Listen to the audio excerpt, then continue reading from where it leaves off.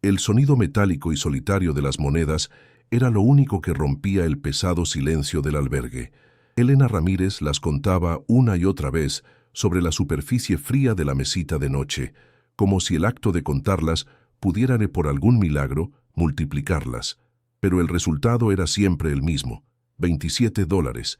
Exactamente $27 era todo lo que se interponía entre su familia y la nada absoluta. Sentía el estómago retorcerse, un dolor sordo y constante que ya no era solo hambre, sino miedo puro.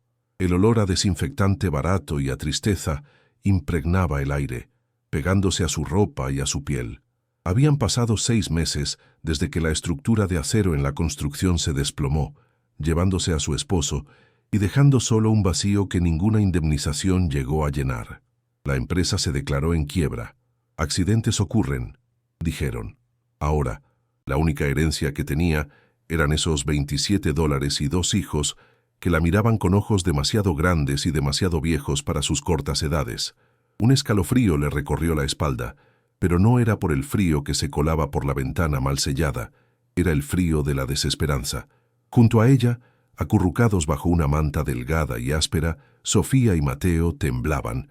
El cuerpo de su hija de 10 años ardía de fiebre, y su respiración era un silbido débil y preocupante. Mateo, con solo 8 años, tosía un sonido seco y hueco que resonaba en el pecho de Elena como un martillazo. Ella les tocó la frente a ambos. Sus manos, ásperas por años de empujar la aguja en la máquina de coser que tuvo que vender, sintieron el calor alarmante de la enfermedad. Un nudo de impotencia se le formó en la garganta, tan apretado que le costaba tragar. Arropó a sus hijos con más fuerza, tratando inútilmente de transferirles un calor que ella misma no poseía. Eran todo lo que le quedaba, el único motor que la obligaba a poner un pie delante del otro cada mañana. Pero esa noche, mientras escuchaba sus quejidos débiles en la oscuridad, sintió que su motor se estaba apagando. El peso de su fracaso como madre era una losa de plomo sobre su corazón, cada vez más pesada con cada tos, con cada temblor. La voz del administrador del albergue municipal todavía resonaba en sus oídos, tan fría e impersonal como las paredes de hormigón del edificio. El plazo ha terminado, señora Ramírez. Lo siento, pero deben desalojar las instalaciones mañana por la mañana. No había súplica que valiera. Las reglas eran las reglas, y ahora el mañana había llegado.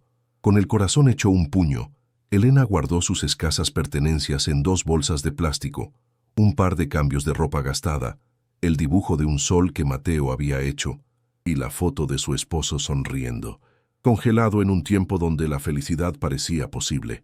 Cada objeto que guardaba se sentía como un ancla, arrastrándola más y más hacia el fondo. Sintió las miradas de las otras familias, una mezcla de lástima y alivio por no estar en su lugar. La puerta principal del albergue se cerró detrás de ellos con un clic metálico y definitivo, un sonido que marcó el final de su último refugio. Estaban en la calle. Oficialmente, no tenían a dónde ir. La ciudad los recibió con una bofetada de viento helado que se coló por las fibras de su chaqueta delgada. El aire apestaba a gases de escape y a basura húmeda, un perfume cruel para quienes ya no tenían un hogar. Las luces de neón de las tiendas pintaban sus rostros con colores artificiales y fantasmales, haciéndolos sentir aún más invisibles entre la multitud apresurada que volvía a casa. Elena apretó con fuerza las manos de sus hijos, sintiendo sus pequeños dedos fríos y rígidos dentro de los suyos. «Mamá, ¿a dónde vamos?», preguntó Mateo, su vocecita apenas un susurro que el viento casi se lleva. La pregunta quedó suspendida en el aire gélido, un eco de la misma pregunta que gritaba dentro de la cabeza de Elena. No había respuesta. El pánico, una bestia que había mantenido a raya durante semanas, comenzó a arañar su garganta. Su corazón latía con una fuerza desbocada contra sus costillas, un tambor anunciando una catástrofe inminente. Miró a su alrededor, a los edificios altos e indiferentes, y se sintió como una náufraga en un océano de cemento.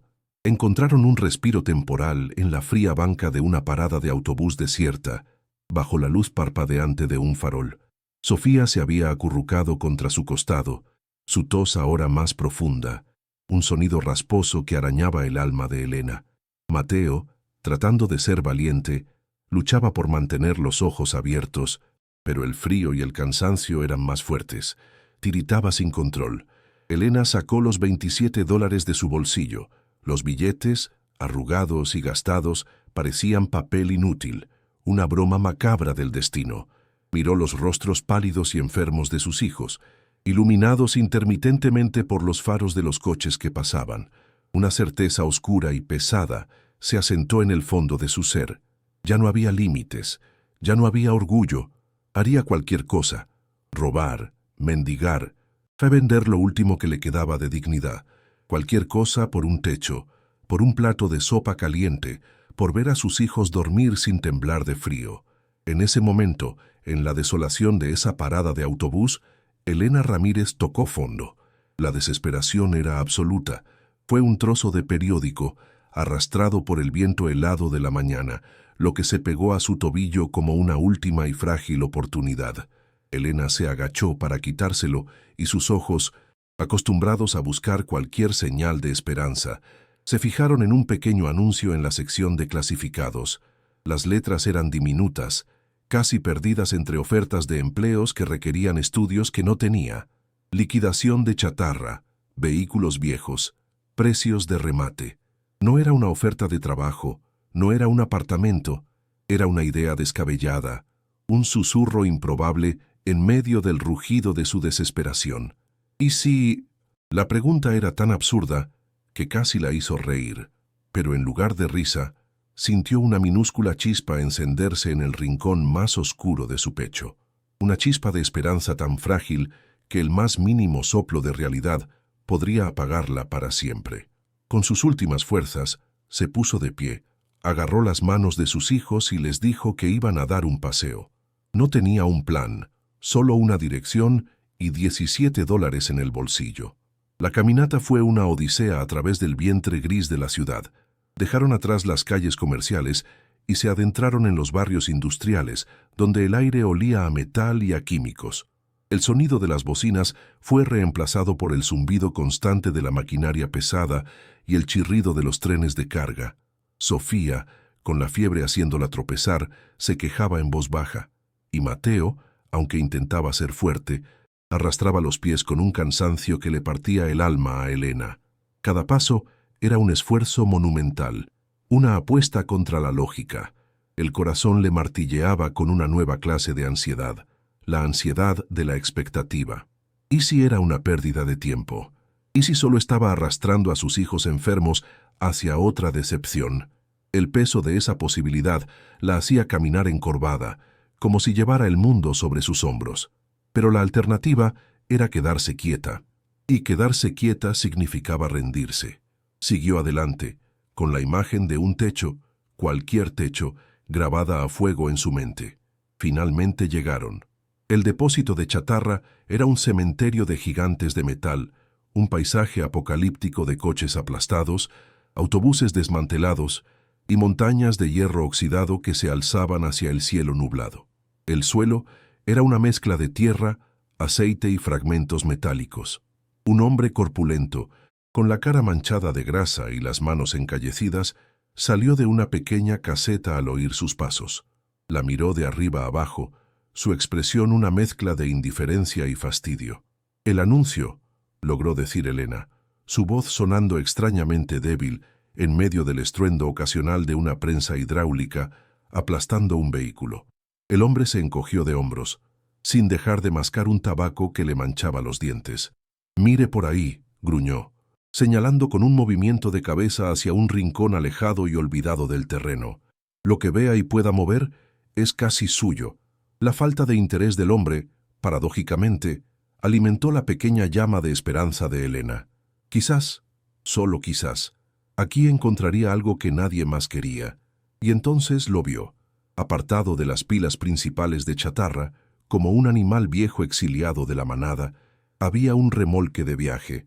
Debió ser elegante en otra época, quizás en los años 70, pero ahora su pintura blanca estaba descascarada, revelando el metal desnudo que sangraba largas vetas de óxido anaranjado. Una de sus ruedas estaba pinchada, inclinándolo ligeramente hacia un lado, dándole la apariencia de estar suspirando de agotamiento. Estaba cubierto de mugre y hojas secas, pero tenía una forma.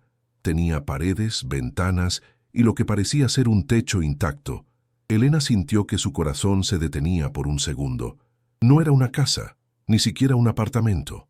Era una caja de metal sobre ruedas, pero para una mujer cuya única alternativa era una banca en la calle, esa caja de metal tenía la silueta de una fortaleza. Se acercó lentamente, con un temor reverencial, como si estuviera a punto de entrar en un lugar sagrado. Sus hijos se quedaron atrás, mirando la extraña estructura con una mezcla de miedo y curiosidad. ¿Ese?, preguntó Elena cuando el hombre se acercó, arrastrando los pies. El dueño del depósito soltó una risa seca, un sonido áspero como el metal rozando contra el metal. Esa basura lleva aquí más tiempo que yo. Ocupa espacio. Nadie la quiere. Miró a Elena, luego a los dos niños pálidos que se escondían detrás de ella.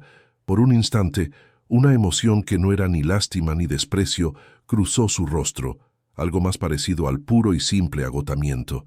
Quería deshacerse del problema. «Mire, señora», dijo, escupiendo el tabaco al suelo. «Deme $10 y es suyo. Solo para que conste que se lo vendí. Sáquelo de mi vista. $10. La frase quedó flotando en el aire cargado de olor a aceite. $10. Elena casi se tambalea. El alivio fue una ola tan abrumadora que sintió las rodillas débiles. Era un precio simbólico. Era un regalo. Era un milagro. Sacó el billete arrugado de su bolsillo con manos temblorosas y se lo entregó. El hombre apenas lo miró. Se lo metió en el bolsillo y le dio una llave oxidada. «Buena suerte», murmuró, y se dio la vuelta, dejándolos solos con su nueva propiedad. Era suyo. La palabra resonaba en la mente de Elena con una fuerza increíble. Suyo. Por $10 había comprado un techo. Por $10 había comprado una segunda oportunidad. Se acercó a la puerta, los niños siguiéndola ahora con un poco más de confianza. «Vamos a casa», le susurró. Y aunque la palabra sonaba extraña en sus labios, también sonaba dulce. La llave oxidada se atascó en la cerradura y por un momento de pánico helado, Elena pensó que todo se vendría abajo, pero aplicó un poco más de fuerza y con un chirrido agudo y protestón que resonó en el silencioso cementerio de metal, la cerradura cedió. El clic del mecanismo al abrirse fue, para Elena, la música más hermosa del mundo. Puso la mano en el pomo, respiró hondo y sintió una oleada de optimismo que no había experimentado en años. Este era el punto de inflexión. Este era el comienzo de su nueva vida. Abrió la puerta. El olor los golpeó primero. Fue un asalto físico, una pared invisible y nauseabunda que los hizo retroceder instintivamente. Un hedor profundo y penetrante a humedad estancada, a metal podrido y a moho antiguo. Era el olor de la decadencia, del tiempo detenido. Un aroma que se pegaba al fondo de la garganta y amenazaba con provocar arcadas. La pequeña y temblorosa llama de esperanza que Elena había protegido con tanto esmero en su pecho parpadeó violentamente y luego, con una finalidad brutal, se extinguió. El corazón le dio un vuelco doloroso, hundiéndose en su estómago como una piedra. El optimismo se evaporó, reemplazado por un frío que no tenía nada que ver con la temperatura exterior. Sus ojos, luchando por ajustarse a la penumbra del interior, comenzaron a procesar la escena que tenían delante, y cada detalle era una nueva puñalada a su recién nacida ilusión. Era una pesadilla. La realidad del interior era una ruina aún más desoladora que su situación anterior. El espacio era diminuto, claustrofóbico. Las paredes de imitación de madera estaban cubiertas por grandes manchas negras y verdosas de moho que se extendían como una enfermedad contagiosa por cada superficie. El tapizado de los pequeños bancos del comedor estaba rasgado y descolorido, hinchado por la humedad, y de él emanaba un olor agrio. El suelo, un linóleo que alguna vez fue alegre, estaba levantado en varias partes y cubierto por una capa resbaladiza de suciedad y algo que parecía musgo. Elena sintió la náusea subir por su garganta. La decepción fue tan inmediata y tan completa que se sintió como un golpe físico, dejándola sin aliento. No era un refugio, Era una trampa de descomposición. Sofía empezó a toser de nuevo, un sonido débil y húmedo que parecía amplificado por las paredes metálicas del remolque. Elena levantó la vista y su desesperación se profundizó. El techo metálico estaba plagado de puntos de corrosión, pequeñas heridas de óxido de las que caía un goteo lento, metódico e incesante. Plin, plin, plin. Cada gota que golpeaba el charco de agua sucia en el suelo era como un martillazo en su cabeza, un recordatorio constante del fracaso de su elección. Una de las ventanas de plexiglás estaba rota, y alguien la había reparado, pegando un trozo de cartón empapado y deforme, que ahora colgaba tristemente, temblando con cada ráfaga de viento y permitiendo que el aire helado entrara sin piedad. El aislamiento era una broma. La estructura metálica, que desde fuera parecía sólida, por dentro era simplemente una piel delgada que los separaba del mundo. Una piel que prometía convertir el remolque en un congelador en cuanto cayera la noche. Era una caja helada, un ataúd. No había agua, no había electricidad. La pequeña cocina era una burla, con un grifo oxidado que no daba nada y una estufa de gas cuyas tuberías parecían peligrosamente corroídas. No había forma de calentarse, ni de cocinar, ni de limpiar. La luz que entraba por la ventana sucia y la rota era gris y deprimente, iluminando las partículas de polvo y esporas de moho que flotaban en el aire como un enjambre invisible y venenoso. Elena se dio cuenta de que había gastado más de un tercio de su escaso dinero en un problema mucho mayor del que tenía. El albergue, con su calefacción intermitente y sus duchas compartidas, de repente le pareció un palacio de 5 estrellas. Al menos allí había una bombilla que se encendía y un techo que no goteaba. Aquí no había nada más que frío, oscuridad y el olor a podredumbre. Elena se quedó inmóvil en el umbral, sin poder dar un paso más hacia adentro. Aferraba las manos de sus hijos con tanta fuerza que sus nudillos estaban blancos. Podía sentir sus pequeños cuerpos temblando, no solo de frío, sino de miedo. Miró sus rostros y vio su propia desesperación reflejada en sus ojos. Los había llevado de un refugio precario a una ruina inhabitable. Los había arrastrado a un rincón olvidado del mundo para vivir en una caja de metal sucia y helada. El sentimiento de fracaso la aplastó con una fuerza renovada, más pesada y más cruel que antes. La esperanza se había transformado en una amarga ironía. Había tocado fondo en la parada del autobús, pero esto era algo peor. Esto era el fondo del abismo, un lugar donde ni siquiera la luz de la desesperación podía llegar. Estaban solos, atrapados en una tumba de hojalata que ella misma había comprado. El remolque no era un hogar, era un monumento al abandono. Cada centímetro cuadrado gritaba soledad y decadencia. Elena imaginó la noche cayendo, la oscuridad total envolviéndolos, el frío metálico filtrándose en sus huesos, la tos de sus hijos resonando en el espacio confinado. El pánico, que había mantenido a raya con la frágil barrera de la esperanza, regresó con la fuerza de una inundación, ahogándola. Se sintió increíblemente estúpida, ingenua. ¿Cómo pudo pensar que por $10 encontraría una solución? La amabilidad del dueño del depósito de chatarra no había sido amabilidad, había sido astucia. Se había librado de su basura, y ella había caído en la trampa. La sensación de estar atrapada era absoluta. No había a dónde ir hacia adelante, y no había cómo volver atrás. Los $7 que le quedaban en el bolsillo ahora parecían una fortuna inalcanzable. La pequeña llama de esperanza que el anuncio del periódico había encendido se había consumido por completo, dejando tras de sí solo el humo negro y amargo de la desilusión. Elena miró el interior del remolque una vez más, y esta vez no vio una oportunidad, sino su propio reflejo, oxidada, rota y abandonada.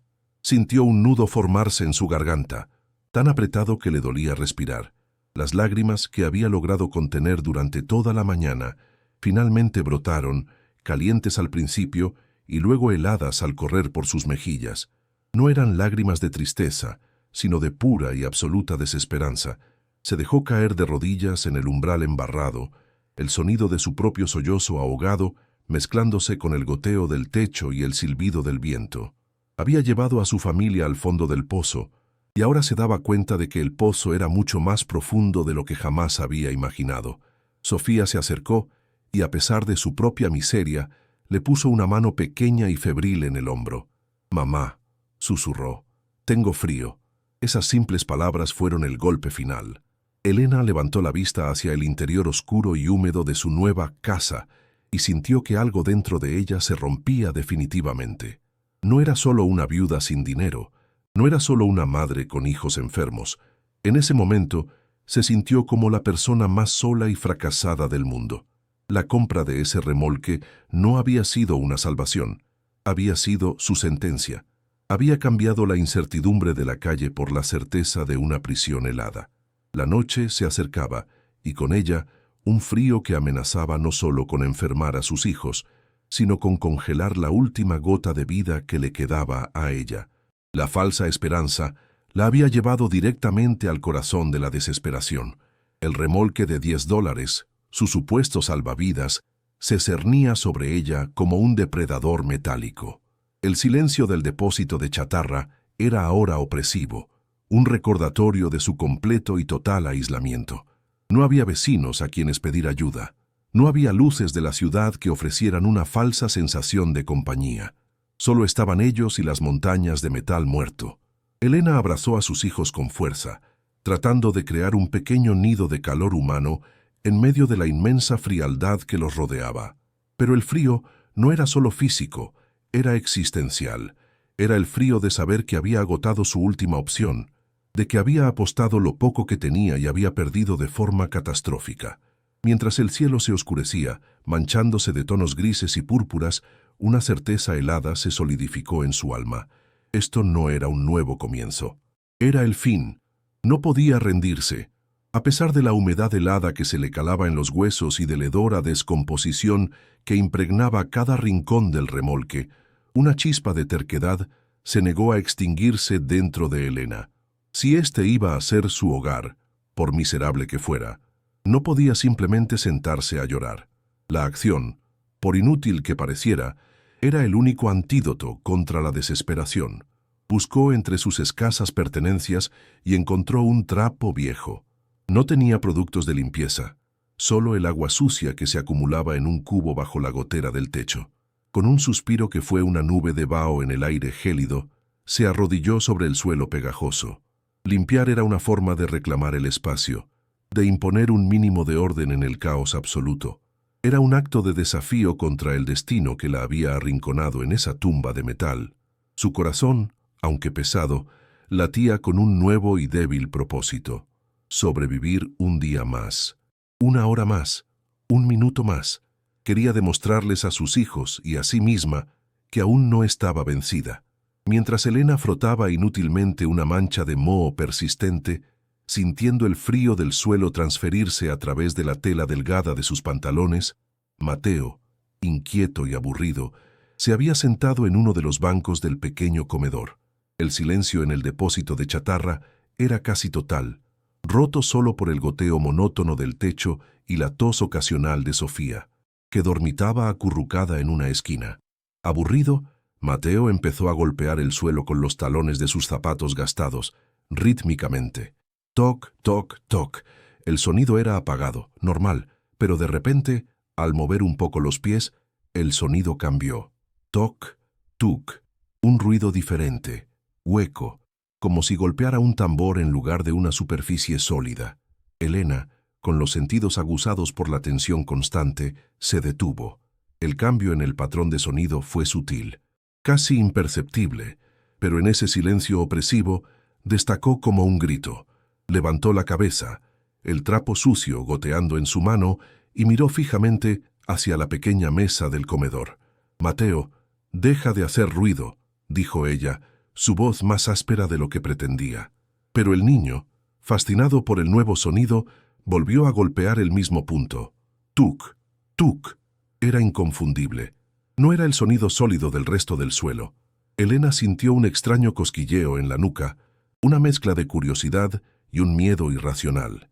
Dejó el trapo a un lado y se arrastró sobre sus rodillas hasta la pequeña mesa.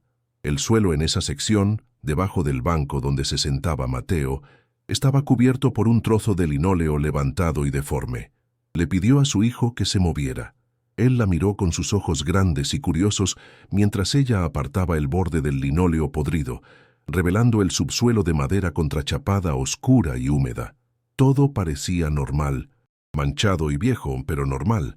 Sin embargo, su instinto, ese sexto sentido de madre afilado por semanas de peligro, le decía que algo no encajaba.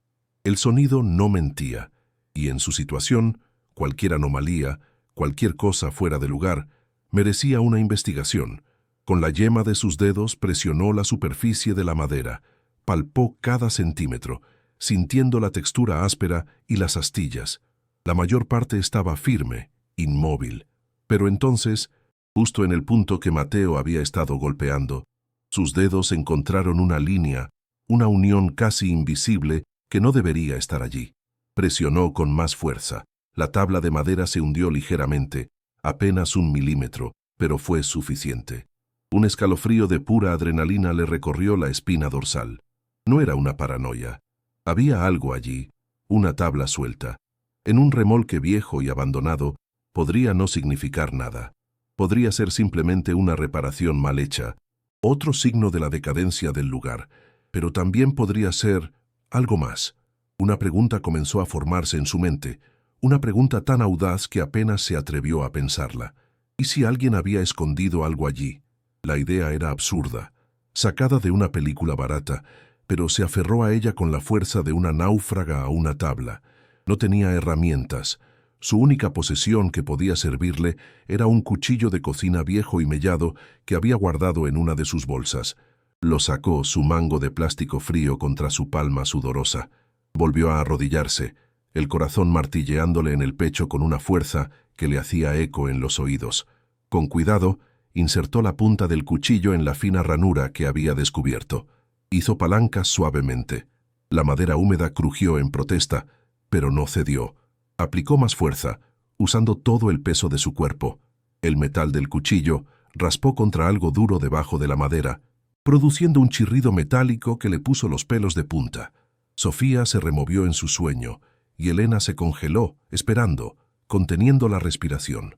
Cuando todo volvió a quedar en silencio, reanudó su esfuerzo. La tabla se estaba levantando. Lentamente, milímetro a milímetro, estaba revelando la oscuridad que había debajo. La anticipación era una sensación física, un nudo apretado en su estómago. Finalmente, con un último quejido agudo y el sonido de astillas rompiéndose, la tabla cedió. Elena la levantó con manos temblorosas y la apartó. Esperaba ver el chasis oxidado del remolque, o quizás el suelo sucio del depósito de chatarra, pero no vio ninguna de las dos cosas. Lo que había debajo era una superficie lisa, oscura y metálica. Era la tapa de una caja de metal rectangular, perfectamente encajada en el espacio, con bordes que parecían haber sido soldados directamente al chasis del remolque. Era un doble fondo, un compartimento secreto, deliberadamente construido y oculto. La visión la dejó sin aliento. Esto no era una casualidad, no era una simple reparación. Alguien, hace mucho tiempo, se había tomado un trabajo enorme para crear este escondite. El misterio se profundizó, volviéndose más oscuro y mucho más real. Su corazón ya no latía por la adrenalina, sino por un miedo genuino y sobrecogedor. ¿Qué clase de persona construye algo así? Y sobre todo, ¿para esconder qué? El aire frío del remolque pareció volverse aún más pesado. Mateo se acercó sigilosamente y miró por encima de su hombro, sus ojos infantiles muy abiertos por la sorpresa. «Mamá, ¿qué es eso?», susurró. Elena no pudo responder. Estaba paralizada, con la mirada fija en la caja de metal. Pasó sus dedos por la superficie fría. Estaba cubierta de una fina capa de polvo y óxido, pero se sentía increíblemente sólida, impenetrable. Buscó un pestillo, una cerradura, una bisagra, cualquier cosa que indicara cómo abrirla. No había nada visible. Era una caja sellada. La frustración y el pánico comenzaron a burbujear dentro de ella. Estar tan cerca de una respuesta, de algo, y ser detenida por una simple pieza de metal era una forma de tortura. Recorrió los bordes con la punta del cuchillo, buscando un punto débil. El metal resonaba con un sonido sordo y pesado. La caja no quería ser abierta, y una parte de ella, una parte pequeña y aterrorizada, le gritaba que la dejara en paz. Pero la curiosidad y una desesperación aún mayor que su miedo la impulsaron a seguir. No podía detenerse ahora. Había llegado demasiado lejos. Siguió raspando con el cuchillo a lo largo de la unión de la tapa, y entonces sintió algo, un pequeño desnivel, casi imperceptible al tacto. Se concentró en ese punto, raspando la corrosión y la suciedad acumulada durante décadas. Debajo, encontró un pequeño pestillo de presión, ingeniosamente disimulado para parecer parte de la soldadura. Le dolía el estómago de los nervios. Con la punta de los dedos, que le temblaban incontrolablemente, presionó con fuerza. Al principio, no pasó nada. La desesperación la inundó. Lo intentó de nuevo, usando todo su peso. Y entonces, con un sonoro y satisfactorio clic que resonó en el remolque como un disparo, el pestillo se liberó. Una de las esquinas de la tapa metálica se levantó 1 centímetro. Estaba abierta. El aire que salió del interior era antiguo, seco, y olía a polvo y a algo más. Un olor a papel viejo y a encierro. Con el corazón en la garganta, Elena usó la punta del cuchillo para levantar la pesada tapa. Las bisagras, oxidadas por el tiempo, chirriaron como un alma en pena. Un sonido que le provocó un escalofrío. Levantó la tapa por completo y la apoyó contra el banco. Miró dentro. Sus ojos tardaron 1 segundo en procesar lo que veían en la penumbra del compartimento. No era lo que esperaba. No había joyas, ni oro, ni nada que brillara. Lo primero que vio fue un paquete grande y rectangular, cuidadosamente envuelto en lo que parecía ser tela encerada de color oscuro, atado con una cuerda áspera. El paquete ocupaba la mayor parte del espacio de la caja. Parecía pesado, denso. La meticulosidad del envoltorio hablaba de un deseo desesperado por preservar su contenido de la humedad y del paso del tiempo. Quienquiera que hubiera escondido esto lo consideraba extremadamente valioso. Su pulso se aceleró, golpeando violentamente contra sus sienes. El misterio estaba a punto de ser desvelado. Con manos que temblaban tanto que apenas podía controlarlas, Elena alcanzó el interior de la caja y agarró el paquete. Pesaba más de lo que esperaba. Lo levantó con cuidado y lo colocó sobre el suelo sucio del remolque. Mateo se arrodilló a su lado, en silencio, observando cada uno de sus movimientos con una intensidad hipnótica. Elena desató el nudo de la cuerda, que se deshizo en polvo entre sus dedos. Luego, con una delicadeza casi reverencial, comenzó a desenvolver las capas de tela encerada. La tela estaba rígida y quebradiza por los años, y se partía en algunos puntos, liberando ese olor a encierro y a papel antiguo con más intensidad. Capa tras capa, la anticipación se hizo casi insoportable. Era un sentimiento contradictorio, una mezcla vertiginosa de esperanza y terror.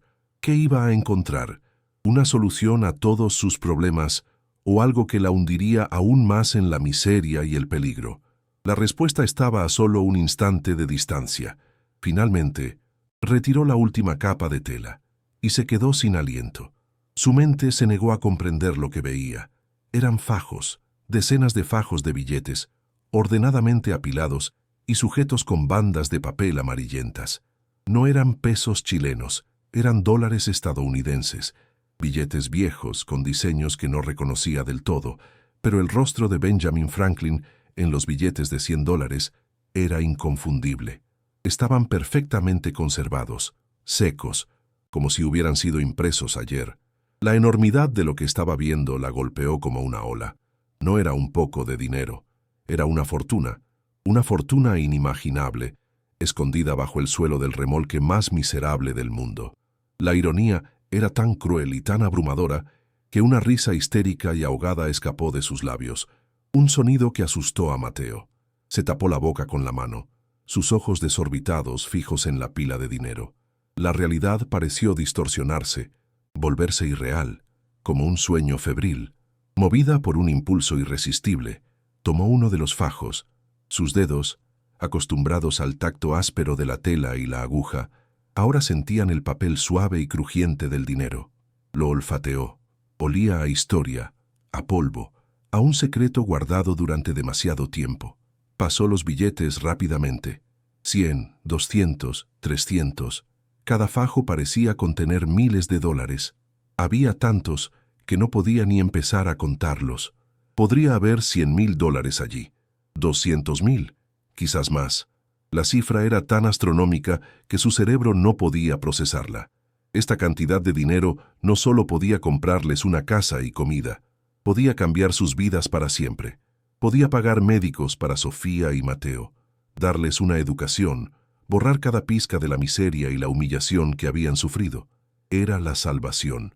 Era un milagro salido del infierno en el que se encontraban.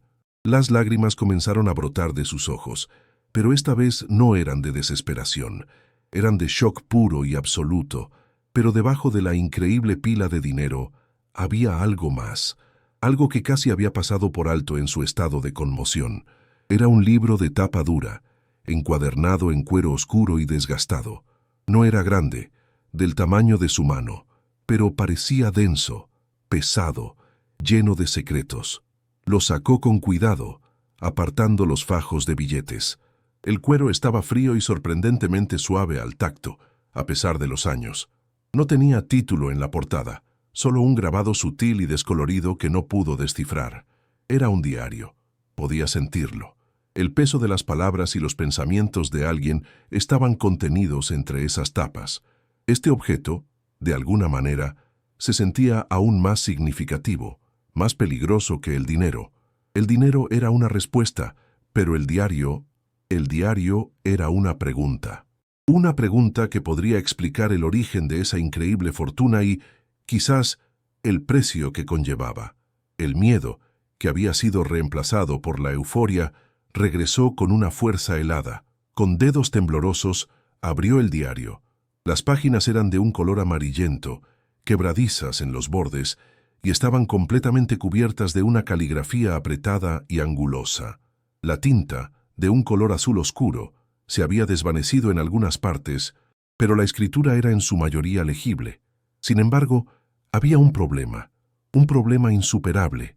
Elena sintió un nudo en el estómago al reconocer las extrañas formas de las letras, las palabras largas y compuestas, la estructura de las frases. No era español, no era inglés, era alemán, una lengua que para ella era completamente incomprensible, un código indescifrable. El secreto seguía a salvo, encerrado en esas páginas, burlándose de ella. Ahora tenía una fortuna en sus manos, pero la historia detrás de ella, la clave de todo el misterio, estaba fuera de su alcance. La sensación de impotencia regresó, mezclada con una frustración abrumadora. El diario era la pieza más importante del rompecabezas, y ella no tenía forma de leerlo. Se quedó allí, arrodillada en el suelo helado, rodeada por una cantidad de dinero que podría cambiar el mundo y un libro que contenía un secreto que no podía entender. Miró a Mateo, que la observaba en silencio, y luego a Sofía, que seguía durmiendo, ajena al terremoto que acababa de sacudir sus vidas. ¿Qué debía hacer? La primera reacción, la más instintiva, fue esconderlo todo. Rápidamente, pero con un cuidado extremo, volvió a apilar los fajos de dinero dentro de la caja de metal, colocó el diario encima, como si fuera una corona para ese tesoro prohibido. El peso del secreto era ahora un peso físico, tangible. Cerró la tapa metálica, que se asentó en su lugar con un golpe sordo y definitivo. El pestillo hizo clic, asegurando la fortuna y su misterio una vez más en la oscuridad. Volvió a colocar la tabla de madera suelta sobre la caja, tratando de que encajara lo mejor posible. Luego, arrastró el trozo de linóleo podrido para cubrir la evidencia. Se puso de pie, sus piernas entumecidas y temblorosas. El remolque seguía siendo el mismo lugar miserable. El olor a moho no se había ido. La gotera del techo seguía su ritmo implacable. Plin, plin, plin. Sus hijos seguían enfermos. El frío seguía mordiéndole la piel. Por fuera, nada había cambiado. Pero por dentro, Elena era una persona completamente diferente. Hacía apenas una hora, era una viuda desesperada con $7 en el bolsillo. Ahora, era la guardiana de una fortuna y un secreto mortal. La transformación era tan vertiginosa que sentía náuseas. Se sentó en el banco, justo encima del compartimento oculto, y sintió el frío del metal a través de la madera. Era como estar sentada sobre un volcán dormido. El dinero era una promesa, una escalera para salir del abismo, pero el diario era una advertencia de que esa escalera podía estar construida sobre algo terrible, algo que, si salía a la luz, podría destruirlos a todos. El descubrimiento no había traído paz, sino una tormenta de emociones conflictivas. Por un lado, una euforia salvaje luchaba por salir. La idea de no volver a pasar hambre, de poder darle a sus hijos un hogar cálido y seguro, era tan poderosa que casi la hacía llorar de alegría. Podía comprar medicinas, podía comprar ropa nueva, podía comprar dignidad. La tentación de tomar el dinero y simplemente desaparecer, de empezar una nueva vida sin mirar atrás, era abrumadora. Era la solución perfecta y sencilla a todos sus problemas. Una voz en su cabeza le susurraba que se lo merecía, que el destino se lo debía después de tanto sufrimiento. Era dinero encontrado, un tesoro sin dueño aparente. ¿Qué daño podría hacer? Era la respuesta a sus oraciones, una recompensa por su resistencia. El alivio que esta idea le provocaba era tan dulce y tan poderoso que casi podía saborearlo. Pero otra emoción, más fría y oscura, luchaba contra la euforia, el miedo. Un miedo profundo y racional. Nadie esconde esa cantidad de dinero sin una razón poderosa. El dinero no aparece de la nada. Tiene un origen, una historia, y la existencia del diario era la prueba de que esa historia era importante. ¿Y si era dinero robado? ¿Y si alguien en algún lugar todavía lo estaba buscando? La idea le heló la sangre. El dueño anterior de este remolque, la persona que construyó ese compartimento, podría no estar muerta. O quizás tenía herederos que conocían la existencia del tesoro. Al tomar el dinero, no estaría simplemente aceptando un regalo de la fortuna. Podría estar robando a criminales peligrosos. Se imaginó a hombres sin rostro viniendo a buscar lo que consideraban suyo, encontrándola a ella y a sus hijos. La seguridad que el dinero prometía podría ser una ilusión, una trampa que la llevaría a un peligro mucho mayor que la pobreza. El diario era el corazón del problema. Su escritura en alemán era una barrera, pero también una pista. Inmediatamente pensó en la historia del sur de Chile, en los rumores y las historias que había escuchado toda su vida sobre nazis que huyeron de Europa después de la guerra y se escondieron en la región, trayendo consigo sus fortunas robadas. ¿Podría ser? La posibilidad era tan monstruosa que su mente trató de rechazarla. ¿Podría estar sentada sobre dinero manchado de sangre? El producto de un sufrimiento inimaginable. La idea la repugnaba, le provocaba una náusea física. Si eso era cierto, el dinero no era una bendición, sino una maldición. Gastarlo sería como participar en el crimen original. Se imaginó comprando comida para sus hijos con dinero robado a familias que habían sido asesinadas. La imagen fue tan vívida y tan horrible que sintió un profundo escalofrío. La alegría del descubrimiento se agrió en su boca, transformándose en el sabor amargo de la culpa. El dilema la desgarraba. Por un lado, la supervivencia de sus hijos. Por otro, su propia conciencia. Tenía derecho a elegir la moralidad cuando sus hijos temblaban de frío y tosían por la enfermedad. ¿Qué madre no tomaría ese dinero, sin importar su origen, para salvar a su familia? El instinto primario de protección gritaba dentro de ella, diciéndole que tomara el dinero y corriera, que olvidara el diario, que olvidara el pasado. El fin justificaba los medios. La vida de sus hijos valía más que cualquier principio abstracto, pero la imagen de las páginas cubiertas de escritura alemana no la abandonaba. El secreto la llamaba. Ignorarlo se sentía como una cobardía, como cerrar los ojos ante una verdad que, de alguna manera, ahora le pertenecía. Se dio cuenta de que no podría disfrutar de un solo centavo de ese dinero sin saber de dónde venía. El misterio se había convertido en una obsesión. Elena miró por la ventana rota del remolque. El cielo se estaba oscureciendo rápidamente, y el depósito de chatarra se transformaba en un laberinto de sombras y siluetas metálicas y amenazantes. El mundo exterior no sabía nada de la fortuna que se escondía a pocos centímetros de ella. Para el mundo, ella seguía siendo una viuda indigente al borde del abismo. Pero ahora, Un abismo mucho más profundo se había abierto bajo sus pies. Estaba atrapada entre la pobreza desesperada y un tesoro peligroso. La elección que tenía que hacer no era solo sobre el dinero, era sobre quién era ella y en quién se convertiría.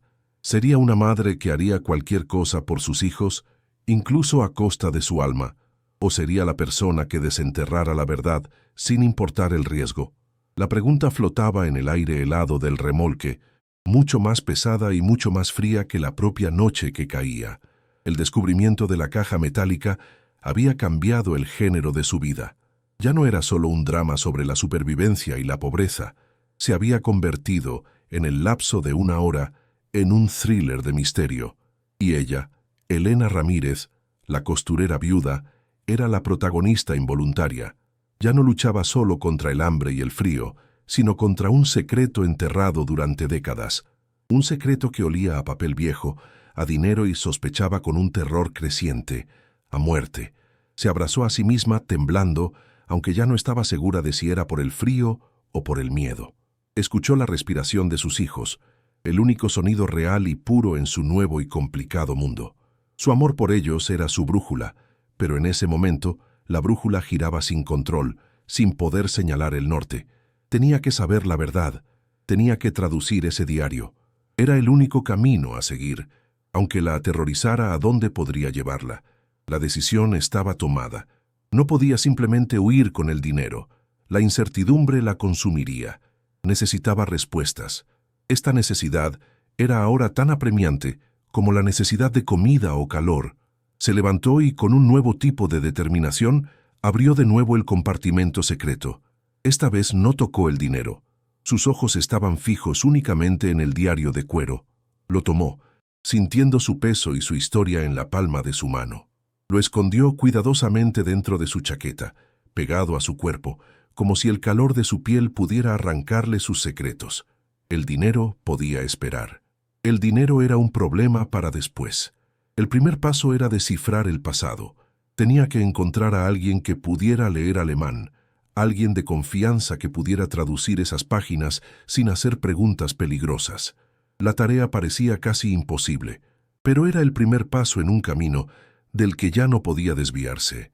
Mientras la noche envolvía por completo el cementerio de metal, Elena se sentó en la oscuridad junto a sus hijos dormidos.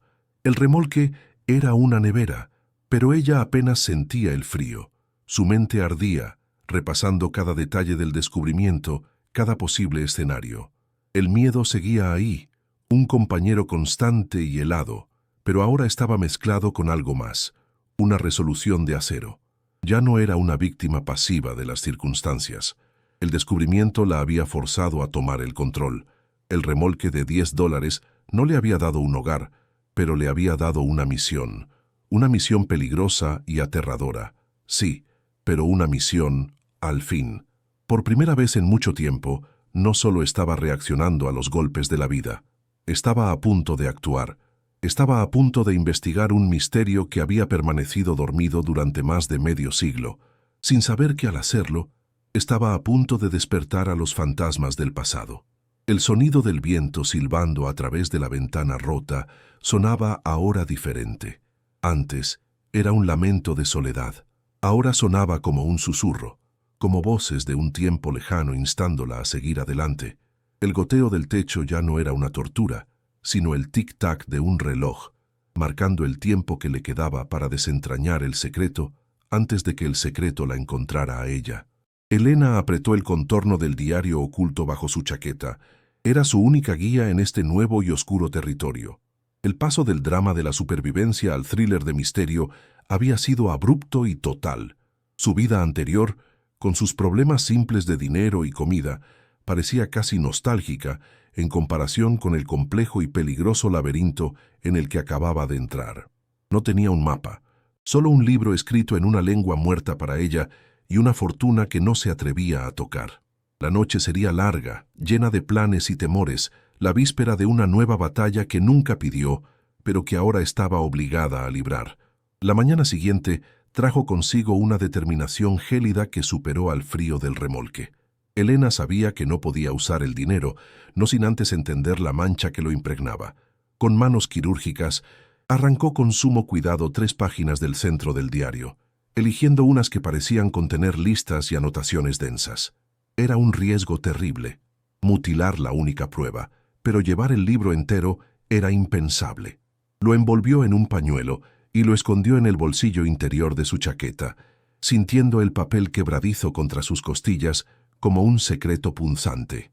La excusa se formó en su mente, frágil pero necesaria.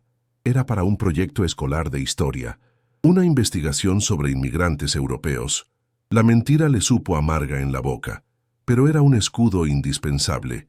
Dejó a Sofía y Mateo acurrucados juntos, con una fiebre que no cedía, y salió al mundo gris, su misión tan pesada como el cielo plomizo que la cubría, cada paso un acto de fe ciega en un camino sembrado de peligros desconocidos.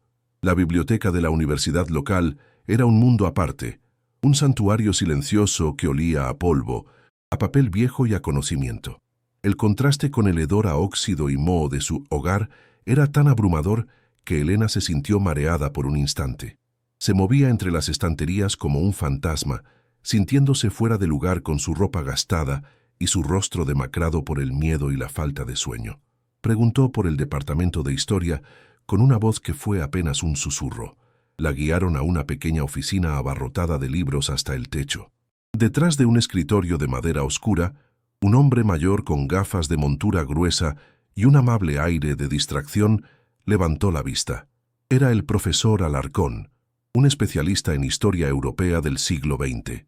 Elena sintió el corazón latir con violencia en su garganta. Este hombre, un completo desconocido, sostenía la llave de su futuro o de su destrucción. La náusea del nerviosismo era un nudo apretado en su estómago, una sensación física de estar al borde de un precipicio. «Profesor», comenzó, su voz temblando a pesar de sus esfuerzos por controlarla, «disculpe la molestia. Mi hija está haciendo un proyecto para la escuela sobre diarios de inmigrantes alemanes. Encontramos esto en un mercado de pulgas y no podemos leerlo». Sus manos temblaban visiblemente mientras sacaba el pañuelo y desenvolvía con cuidado las 3 frágiles páginas. Las colocó sobre el escritorio, la caligrafía apretada y azul oscuro destacando sobre el papel amarillento. El profesor Alarcón se quitó las gafas, las limpió con un pañuelo y se las volvió a poner, inclinándose con una curiosidad académica. Sus ojos recorrieron las líneas de texto y Elena contuvo la respiración, cada segundo de su silencio una eternidad. Al principio, el profesor frunció el ceño, murmurando algunas palabras en alemán para sí mismo, pero entonces su expresión cambió. La curiosidad se desvaneció, reemplazada por una palidez repentina y una tensión en su mandíbula que heló la sangre de Elena. El profesor levantó la vista de las páginas y sus ojos, antes amables, ahora la taladraban con una intensidad alarmante. «¿Dónde? Exactamente». «Dijo que encontró esto», preguntó, su voz perdiendo toda su calidez anterior para volverse grave y cortante. Elena sintió un sudor frío recorrer su espalda. «En un mercado, un baúl viejo», mintió de nuevo, su propia voz sonándole extraña y lejana. El profesor no pareció creerle, pero su atención volvió a las páginas. Apuntó con un dedo tembloroso a una de las líneas. «Esto no es el diario de un inmigrante cualquiera, señora», dijo con una voz sombría. «Este es el registro de un oficial de la Schutzstaffel, la SS nazi». La sigla golpeó a Elena como un puñetazo en el estómago, dejándola sin aire. El mundo pareció inclinarse sobre su eje. Los libros en las estanterías se desenfocaron. La habitación se sentía repentinamente pequeña, el aire irrespirable, el peor de sus miedos, la fantasía más monstruosa, acababa de materializarse frente a ella. El profesor Alarcón, ahora completamente pálido, comenzó a traducir fragmentos en voz baja, casi como si hablara consigo mismo, como si no pudiera creer las palabras que estaba leyendo. Su voz era un murmullo de horror. «El diario pertenece a un Hauptsturmführer llamado Klaus Richter. Aquí detalla la recolección de activos del gueto de Lodz. Nombra familias, la familia Steiner, la familia Abramovich. Describe joyas, obras de arte». El profesor se detuvo, tragando saliva con dificultad, su mirada fija en un pasaje particularmente oscuro. «Dios mío», susurró, Escribe sobre el dinero de sangre. Detalla cómo extrajeron los rellenos de oro de los dientes de los prisioneros antes de enviarlos a Auschwitz. La palabra resonó en el silencio de la oficina, una obscenidad que manchó el aire. Elena sintió que la náusea subía por su garganta, una oleada agria y caliente. Tuvo que agarrarse al borde del escritorio para no caer. La fortuna bajo su suelo no era robada, era el producto del genocidio. El horror no se detuvo ahí. La voz del profesor se convirtió en un relato monótono y devastador de la historia contenida en esas 3 simples páginas.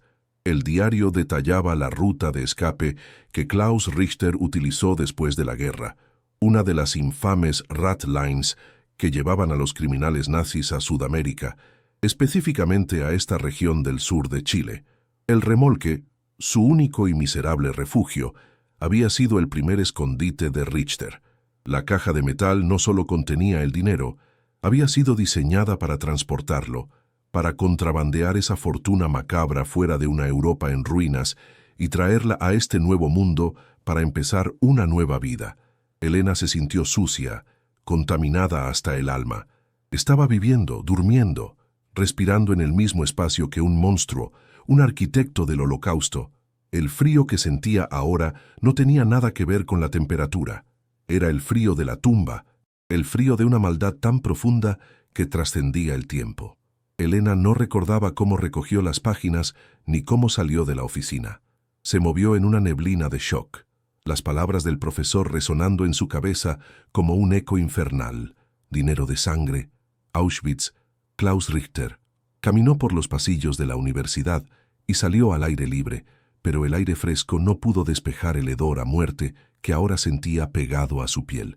El dinero bajo el suelo de su remolque ya no era una bendición disfrazada, ni siquiera una maldición. Era un monumento al mal, un testimonio tangible de un sufrimiento inimaginable. Cada billete estaba manchado con la sangre y las lágrimas de familias enteras.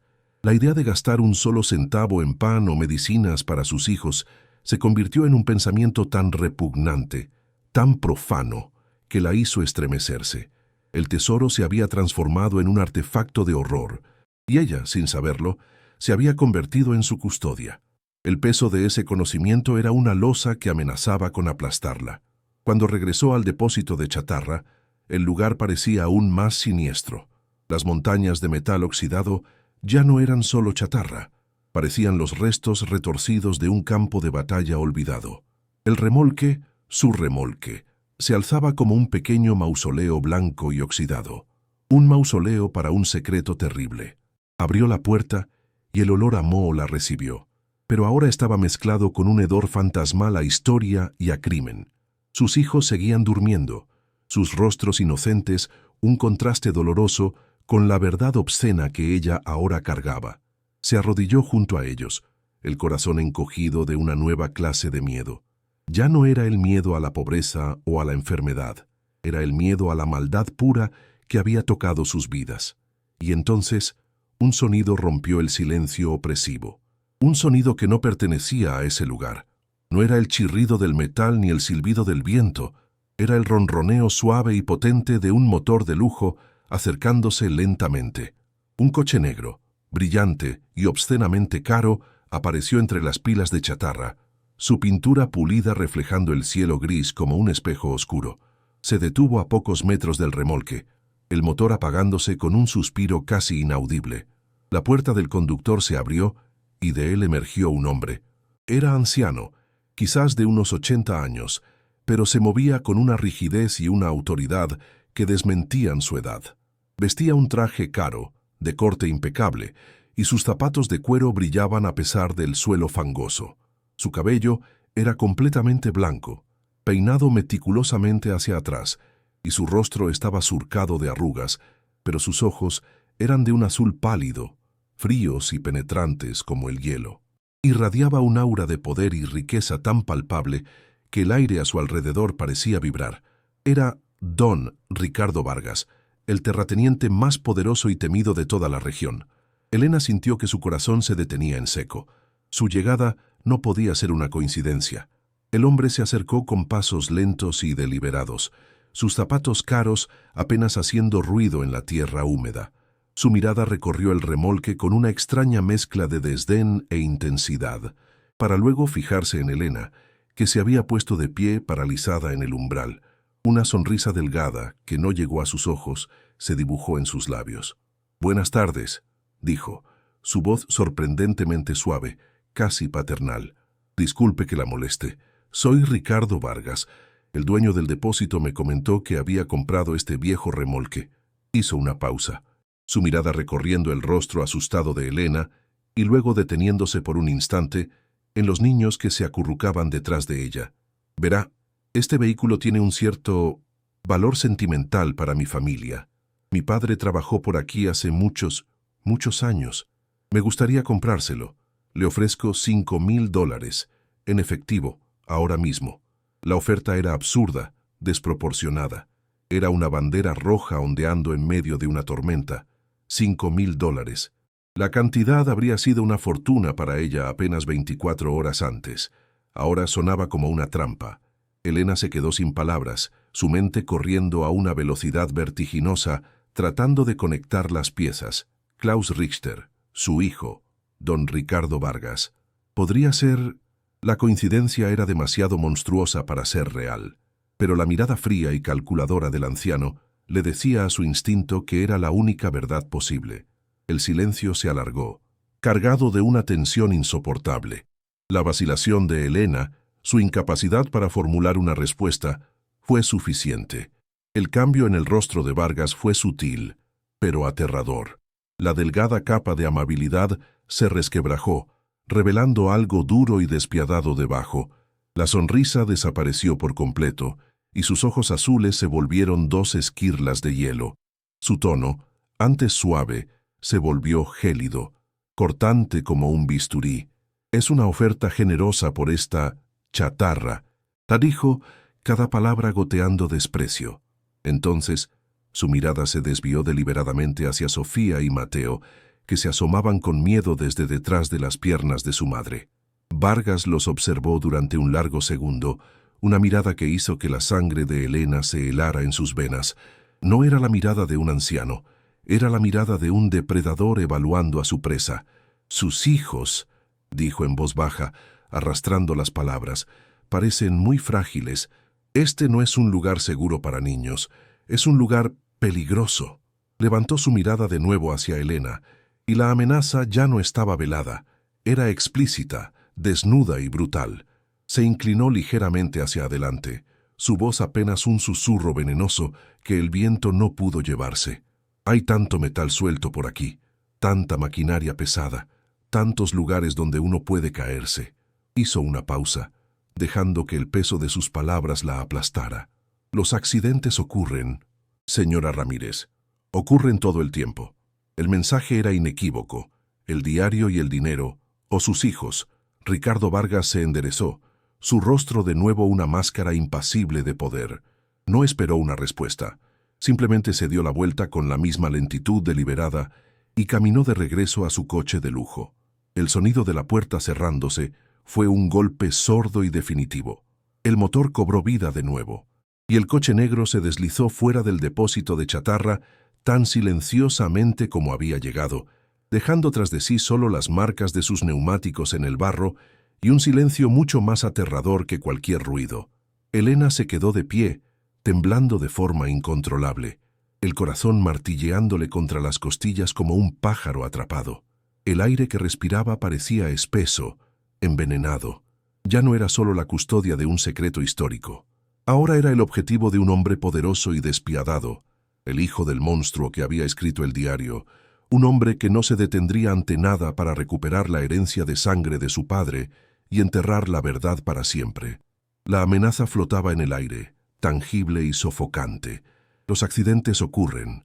La frase se repetía en su mente, una y otra vez, cada vez con más peso, cada vez más real. Miró a sus hijos, sus rostros pálidos y asustados, y un instinto protector feroz y primario se apoderó de ella. El dilema que antes era moral, ahora era una cuestión de vida o muerte. El dinero maldito que yacía bajo sus pies podía ser su única vía de escape, un pasaje para desaparecer antes de que Vargas cumpliera su amenaza. Podía tomarlo correr y comprar el silencio y la seguridad para sus hijos. Pero hacerlo significaría dejar que los crímenes de Klaus Richter quedaran impunes para siempre, permitir que su hijo, otro monstruo, se saliera con la suya. Por otro lado, buscar justicia, exponer la verdad del diario, significaba declarar la guerra a un hombre que podía aplastarla como a un insecto. Significaba poner a sus hijos directamente en la línea de fuego. Estaba atrapada en una encrucijada imposible, con un abismo a cada lado. El remolque de $10, su falsa esperanza, se había convertido en el epicentro de un terremoto moral y existencial.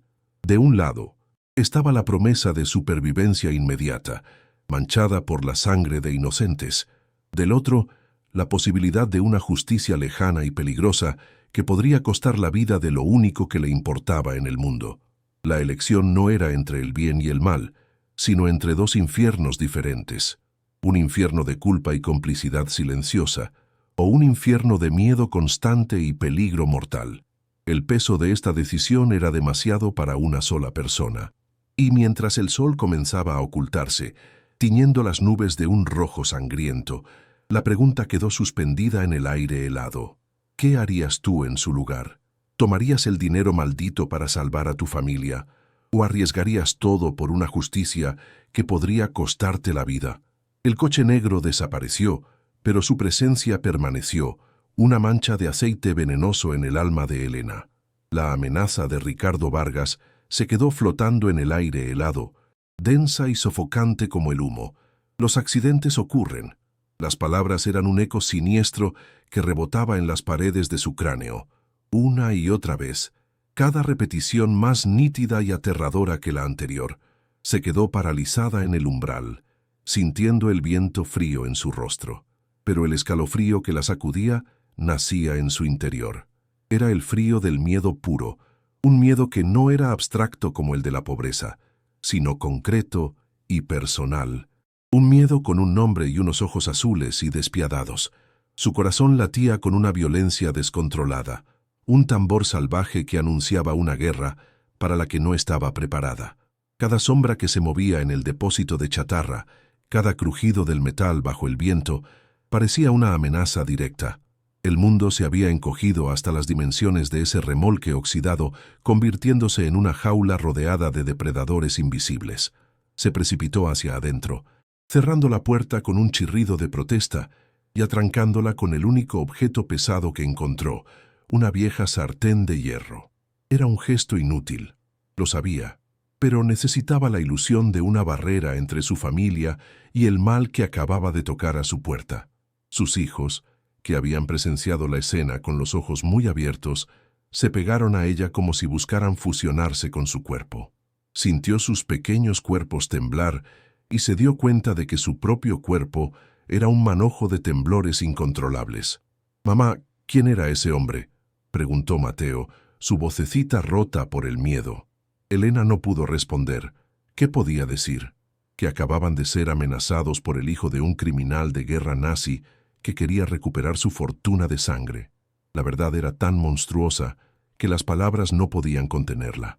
Simplemente los abrazó con una fuerza desesperada, escondiendo su rostro en sus cabellos, tratando de que no vieran el pánico desnudo que debía reflejarse en sus ojos. La sensación de impotencia era absoluta. La amenaza de Vargas no había sido contra ella, sino contra ellos. Parecen muy frágiles. Esa frase fue la más cruel, la más efectiva. Había apuntado directamente al corazón de su identidad como madre, a su único punto de fuerza y, a la vez, a su máxima vulnerabilidad. Cada tos de Sofía, cada temblor de Mateo, ya no era solo un síntoma de enfermedad, sino una prueba de la fragilidad que Vargas había señalado, una debilidad que él podía explotar. Se arrodilló en el suelo, justo encima del compartimento secreto, y sintió el peso del dinero y del diario como si fuera una lápida. La fortuna que yacía debajo de ellos ya no era una posible salvación, era el cebo de una trampa mortal. Vargas sabía que ella tenía algo, o al menos lo sospechaba con suficiente certeza como para lanzar una amenaza tan directa. El dueño del depósito le había hablado. Él lo sabía, volvería. No era una pregunta de si lo haría, sino de cuándo. Y la próxima vez no vendría con ofertas de dinero y sonrisas falsas. La noche se acercaba y traía consigo un terror desconocido. De repente, un sonido la hizo saltar, un golpe seco y suave en la puerta. Toc, toc. El corazón le dio un vuelco tan violento que sintió un dolor agudo en el pecho. Se congeló, con todos los músculos tensos, conteniendo la respiración. Sus hijos se quedaron en silencio, contagiados por su pánico. ¿Vargas? ¿Había vuelto ya? ¿O había enviado a alguien? La sartén que bloqueaba la puerta le pareció una broma ridícula. El silencio se hizo espeso, cargado de una anticipación agónica. Solo se oía el latido de su propio pulso en sus oídos, ensordecedor. Entonces, el golpe se repitió, un poco más insistente, pero todavía suave. Toc, toc. Y luego una voz, frágil, temblorosa, casi llevada por el viento. «Señora, ¿está usted bien?» No era la voz de Vargas, era una voz anciana, quebradiza, cargada de una genuina preocupación. Elena no se movió. La confianza era un lujo que ya no podía permitirse. En ese mundo de depredadores, cualquier gesto amable podía ser el disfraz de una nueva amenaza, una estrategia más sutil para destruirla. La voz volvió a hablar, más cerca de la puerta. «Vi el coche negro, vi al señor Vargas. Ese hombre no trae nada bueno». El hecho de que nombrara a Vargas la sacudió. No era un secuaz, era alguien que conocía la geografía del poder y el peligro en aquel lugar. «Soy su vecino del otro remolque. Me llamo Benítez». Elena se acercó lentamente a la puerta, el corazón todavía desbocado. Había visto una silueta un par de veces. Una figura encorvada que se movía lentamente al amanecer y al atardecer, pero nunca había interactuado con él. Era parte del paisaje desolado, otra pieza de abandono. Miró por la rendija de la ventana rota y vio a un hombre muy anciano, encorvado bajo el peso de sus años, con un chaleco de lana gastado y una mirada de preocupación en su rostro arrugado. No parecía una amenaza. Parecía tan frágil como una hoja seca, pero Elena sabía que las apariencias engañaban. Vargas también parecía un respetable anciano al principio. La desconfianza era un muro de hielo alrededor de su corazón. Después de un minuto que pareció una hora, la desesperación venció a la prudencia. Estaba sola, aterrorizada y sin un plan. La voz de este hombre, por frágil que fuera, era la primera voz humana que no la amenazaba desde que su pesadilla había comenzado. Quizás, solo quizás, no era una trampa. Con manos temblorosas, retiró la sartén y abrió la puerta apenas una rendija, manteniendo su cuerpo como un escudo frente a sus hijos. El hombre, el señor Benítez, retrocedió un paso, como para demostrar que no tenía intención de invadir su espacio. Sus ojos, rodeados de una red de arrugas, eran de un color marrón claro, y en ellos Elena no vio malicia, sino una profunda y antigua tristeza, una empatía que la desarmó. «No debería estar aquí sola con los niños después de una visita así», dijo suavemente. «Venga a mi casa.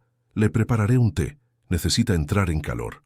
La simple oferta de un té caliente era un acto de bondad tan extraordinario en su situación actual que Elena sintió que las lágrimas amenazaban con brotar de nuevo. Asintió sin hablar, un movimiento casi imperceptible.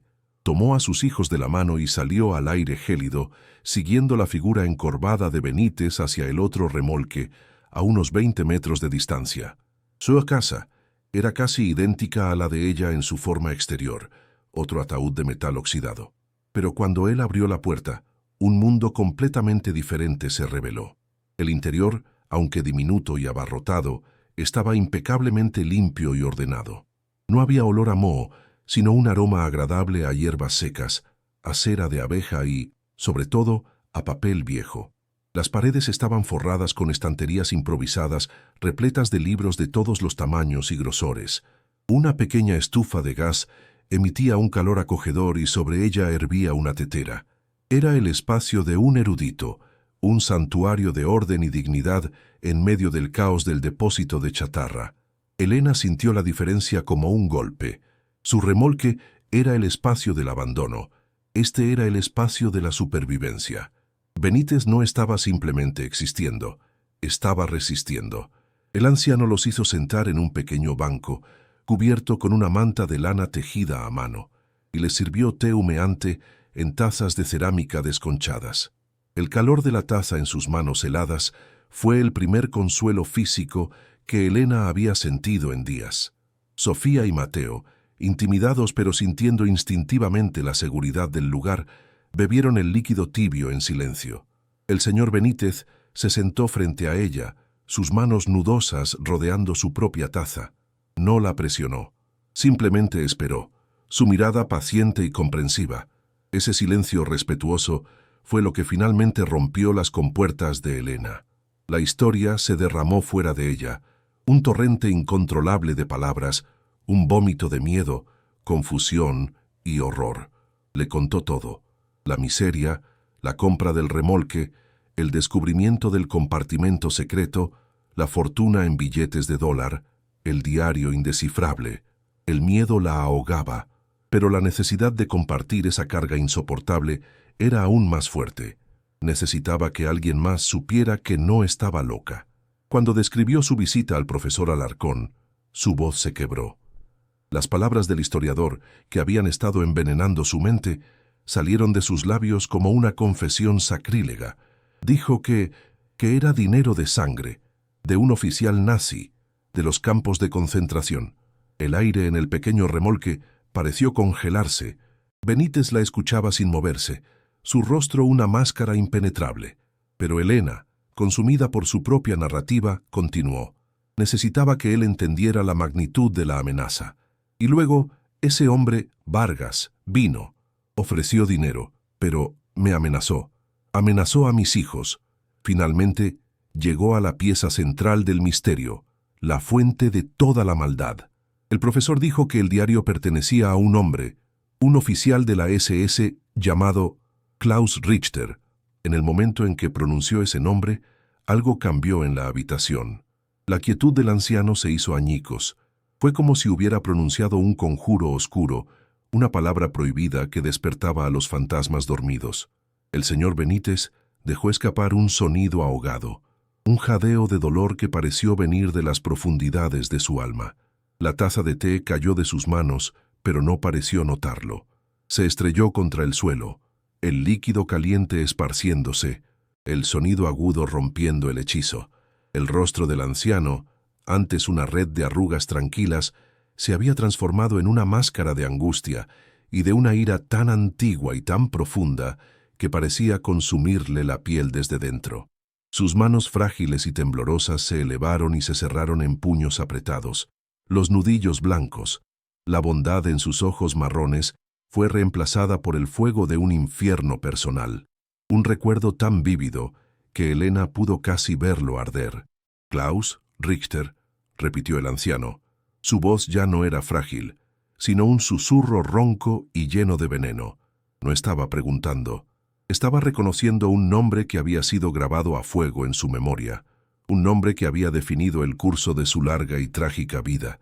El misterio de Elena acababa de colisionar con la historia de Benítez, con un movimiento lento y deliberado que parecía costarle un esfuerzo sobrehumano.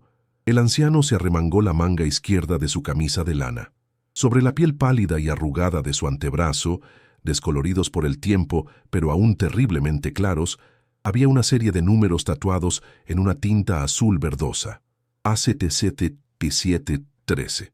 El número estaba allí, una marca indeleble, la prueba silenciosa e irrefutable de una pesadilla que la historia luchaba por comprender.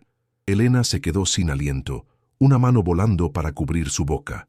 El aire escapó de sus pulmones. Había leído sobre esto en los libros, lo había visto en documentales, pero verlo en persona, en la piel de este anciano amable que le había ofrecido té, era una experiencia que trascendía el intelecto y golpeaba directamente el alma.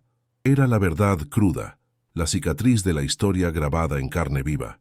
Su problema personal acababa de convertirse en algo infinitamente más grande y más terrible. Ya no se trataba de su miedo o su dilema, sino del peso de la historia misma. «Mi nombre no es Benítez», dijo el anciano, su voz temblando de una emoción contenida durante décadas. «Ese es el nombre que tomé aquí para olvidar, para esconderme. Mi nombre Es Eliyahu Stern. Miró a Elena y en sus ojos había un universo de dolor. Nací en Cracovia, Polonia. Tenía una esposa, Sara, y una hija de 6 años, Lea. Tenía su misma edad, dijo, mirando a Mateo con una ternura que partía el corazón. Teníamos una pequeña librería. Olía a papel y a tinta. Como aquí. Éramos felices. Hizo una pausa, tragando saliva, perdido en un recuerdo que era a la vez un paraíso y un infierno. Y entonces llegaron ellos. Nos llevaron al gueto, y desde el gueto nos llevaron al infierno en la tierra. Su mirada se perdió en la distancia, viendo escenas que Elena solo podía imaginar en sus peores pesadillas. La unidad que vació nuestra calle, que nos metió en los vagones de ganado como si no fuéramos humanos, la unidad que nos arrebató todo. Estaba comandada por el Hauptsturmführer Klaus Richter. La conexión era una descarga eléctrica, una pieza final del rompecabezas que encajaba con una precisión horrible y perfecta. La historia del diario y la historia de Eliyahu eran la misma historia, vista desde 2 extremos opuestos del espectro moral, el perpetrador y la víctima. Lo vi, continuó Eliyahu, su voz un susurro fantasmal. Vi su rostro en la plataforma de selección de Auschwitz. Él decidía quién iba a la derecha y quién a la izquierda. Vida o trabajo esclavo. Muerte inmediata. Envió a mi Sara y a mi pequeña Lea a la izquierda. El anciano se derrumbó sobre sí mismo, sus hombros sacudidos por sollozos silenciosos que habían estado atrapados en su pecho durante más de 60 años. Elena, olvidando su propio miedo, se arrodilló a su lado y le puso una mano en el hombro. Un gesto instintivo de consuelo ante un dolor tan vasto que no podía comprenderlo. Estaba tocando la historia, estaba consolando a un fantasma. Las lágrimas corrían por las mejillas de ambos, las de ella por el horror, las de él por una herida que nunca había cerrado. Después de un largo momento, Eliyahu se recompuso, secándose los ojos con el dorso de su mano temblorosa. La pena en su rostro fue reemplazada por una determinación dura como el acero. Yo sobreviví. No sé cómo, no sé por qué. Después de la liberación pasé años en campos de desplazados.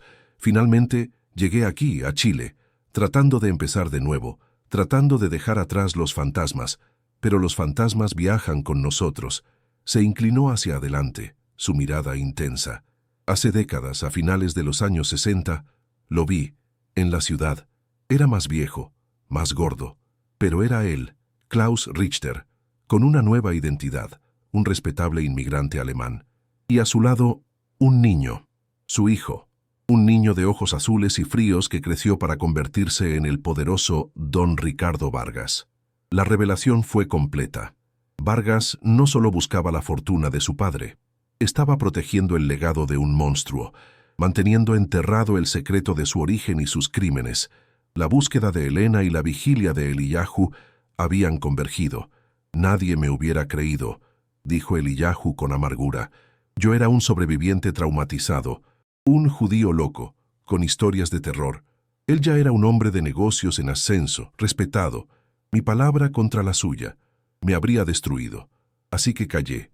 Observé desde las sombras cómo su poder y su fortuna crecían, sabiendo que estaban construidos sobre los huesos de mi familia, sobre el oro robado de los dientes de mis amigos. La impotencia y la rabia de décadas vibraban en su voz. He vivido aquí, en este cementerio de metal, vigilando, esperando, sin saber qué. Quizás solo esperando morir con este secreto envenenando mi alma. Entonces miró a Elena, y por primera vez, una chispa de algo parecido a la esperanza brilló en sus ojos cansados. Y entonces llegas tú, con ese remolque, su primer escondite, el lugar donde trajo su tesoro maldito, y encuentras su confesión, su diario. Se inclinó aún más cerca, su voz un susurro urgente. Ese diario, Elena, no es una maldición, es la prueba que el mundo necesita. Es la justicia que he esperado toda mi vida. La perspectiva de Elena cambió por completo. El diario ya no era una carga personal, era un arma. El dinero ya no era una tentación, era una evidencia. Su dilema ya no era sobre la supervivencia contra la moralidad. Se había convertido en una elección entre el miedo y el deber. El deber hacia Eliyahu, el deber hacia las incontables víctimas cuyos nombres estaban perdidos, pero cuyo sufrimiento estaba cristalizado en esa fortuna. Miró al anciano, a este guardián de la historia que había vivido una vida de duelo silencioso, y sintió una oleada de vergüenza por su propio miedo. Su sufrimiento, por real que fuera, no era nada comparado con el abismo de dolor en el que este hombre había vivido. La amenaza de Vargas seguía siendo real y aterradora, pero ahora había algo más grande en juego: la justicia, una justicia tardía, pero necesaria. Ese dinero, dijo Eliyahu, leyendo sus pensamientos, no es tuyo ni mío, pertenece a los fantasmas, pertenece a las víctimas, pero el diario es nuestra voz, nuestra oportunidad de hacer que el mundo recuerde. Una nueva resolución se forjó en el corazón de Elena, una resolución de acero endurecida por el fuego de la historia de Eliyahu. Ya no estaba sola en su lucha, tenía un aliado, un hombre cuya causa era infinitamente más profunda que la suya. Juntos, eran más fuertes. Tenemos que hacer algo, dijo Elena, su voz firme por primera vez. No podemos dejar que se salga con la suya. Eliyahu asintió lentamente, una lágrima solitaria rodando por su mejilla arrugada. Lo sé, pero tenemos que ser inteligentes. Vargas es poderoso, es una serpiente. Si sabe que tenemos el diario, no dudará en matarnos para silenciarnos. Estaban planeando una guerra contra un gigante, armado solo con un viejo diario y la verdad. Era una misión suicida, pero retroceder ya no era una opción. El conocimiento que compartían los había unido en un pacto de sangre y memoria. Estaban a punto de discutir su primer movimiento, de trazar un plan desesperado, cuando la conversación fue interrumpida abruptamente. Eliyahu se tensó, su cabeza girando hacia la ventana, su oído entrenado por décadas de vigilancia captando algo. «Apaga la luz», siseó, su voz repentinamente aguda y llena de alarma. Elena, sin preguntar, se movió rápidamente y apagó la pequeña lámpara de gas, sumiendo el remolque en una oscuridad casi total, rota solo por el débil resplandor de la luna, filtrándose por la pequeña ventana. «¿Qué es?», susurró Elena, su corazón volviendo a latir con pánico. Eliyahu no respondió. Se pegó a la ventana, mirando a través de un pequeño hueco en la cortina. Elena se unió a él, su respiración contenida en su pecho. Al principio no vio nada, solo las siluetas fantasmales de las pilas de chatarra bajo la luz de la luna, pero entonces lo oyó, un sonido grave y pesado que no era el de un coche de lujo, era el motor diésel de una camioneta o un camión pequeño, acercándose lentamente por el camino de grava. El sonido delataba un propósito, no un paseo. No venían a hablar. Su corazón se hundió. La advertencia de Eliyahu había sido profética. Vargas no había esperado. Había enviado a sus perros de ataque. Dos potentes haces de luz cortaron la oscuridad, barriendo el depósito de chatarra antes de fijarse directamente en el remolque de Elena. La camioneta, una vieja Ford destartalada, se detuvo bruscamente, el motor apagándose con un estertor. Las puertas se abrieron con un chirrido metálico y dos figuras voluminosas saltaron al suelo. Eran siluetas en la noche, pero su lenguaje corporal gritaba violencia. Se movían con una confianza brutal, como matones profesionales. No había duda de su propósito. Venían a por el diario y el dinero, y no iban a aceptar un cunos por respuesta. La amenaza ya no era una frase susurrada. Era una realidad física y violenta a punto de derribar su puerta. El terror puro, helado y paralizante, se apoderó de Elena. Estaba atrapada. Sus hijos estaban dentro de ese remolque. No había a dónde correr. El cementerio de metal se había convertido en una arena de ejecución, y ellos eran las víctimas designadas. El tiempo se había acabado. «Vienen por ti, por el diario», siseó Eliyahu, agarrando el brazo de Elena con una fuerza sorprendente que desmentía su fragilidad. Su pánico se había transformado en una lucidez de combate. «No hay tiempo. Tienes que salir de ahí. Ahora». Las palabras del anciano rompieron la parálisis de Elena. La adrenalina inundó su sistema, ahogando el miedo con la urgencia de la acción. «Mis hijos», gritó en un susurro ahogado. «Ve», ordenó Eliyahu. «Coge a los niños, el diario y algo de dinero. Solo lo esencial. Sal por la parte de atrás. La ventana del baño está rota. Corre hacia aquí. Yo los distraeré si es necesario. Pero muévete. No había tiempo para dudar. Cada segundo era una vida. Elena salió disparada del remolque de Benítez, corriendo agachada entre las sombras, una loba desesperada corriendo para salvar a sus cachorros. El sonido de sus propios pies en la tierra húmeda era un estruendo en sus oídos, seguro de que los matones la oirían, pero ellos estaban concentrados en la puerta principal de su remolque. Entró en su propio remolque como un fantasma, el hedor a moho y miedo llenando sus pulmones. La oscuridad era casi total, pero se movía por instinto. Agarró a Sofía y Mateo, que se despertaron con un gemido de confusión y miedo. «¡Silencio! ¡Tenemos que irnos!», susurró con una ferocidad que los silenció al instante. Mientras los ponía de pie, su otra mano trabajaba frenéticamente. Levantó la tabla suelta, abrió la caja de metal. El sonido de una fuerte patada contra su puerta principal la hizo saltar. ¡Bum! La madera crujió. No tenía tiempo. Con manos temblorosas, agarró el diario de cuero y, sin pensar, tomó un único fajo de billetes, el más cercano, metiéndolo todo dentro de su chaqueta. ¡Bum! Otro golpe, más fuerte. La cerradura iba a ceder. No había tiempo para más. Cerró la caja, volvió a poner la tabla y empujó a sus hijos hacia el diminuto baño en la parte trasera. La ventana de plexiglás rota era su única salida. El agujero era pequeño, pero tenían que caber. El sonido de la madera astillándose en la puerta principal fue su señal. «Mateo, tú primero, rápido», ordenó. Empujó a su hijo a través del agujero irregular, sin importarle los arañazos. Mateo cayó al suelo embarrado de afuera. Luego le tocó a Sofía, que seguía aturdida por la fiebre. Elena la ayudó a pasar, su cuerpo temblando. Justo cuando Sofía estaba fuera, Elena oyó un estruendo ensordecedor. La puerta de su remolque había cedido. Oyó el sonido de botas pesadas en el interior y un grito furioso. «¡No hay nadie!». Sin pensarlo dos veces, se lanzó por la ventana rota, sintiendo un dolor agudo cuando un trozo de plexiglás le rasgó el brazo. Pero la adrenalina anuló el dolor. Aterrizó en el barro junto a sus hijos y, sin mirar atrás, los agarró y corrió, agachada entre las sombras de las montañas de chatarra, hacia la luz tenue que emanaba del remolque de Eliyahu. Cada paso era una agonía, esperando oír un grito, el sonido de pasos persiguiéndola. Pero los hombres estaban ocupados destrozando su remolque, buscando el tesoro que ya no estaba allí. Llegaron al remolque de Eliyahu sin aliento, con el corazón a punto de estallar. Él los metió dentro y cerró la puerta sin hacer ruido. Inmediatamente apagó la luz de nuevo. Se acurrucaron en la oscuridad, temblando, escuchando la sinfonía de destrucción que provenía de su antiguo hogar.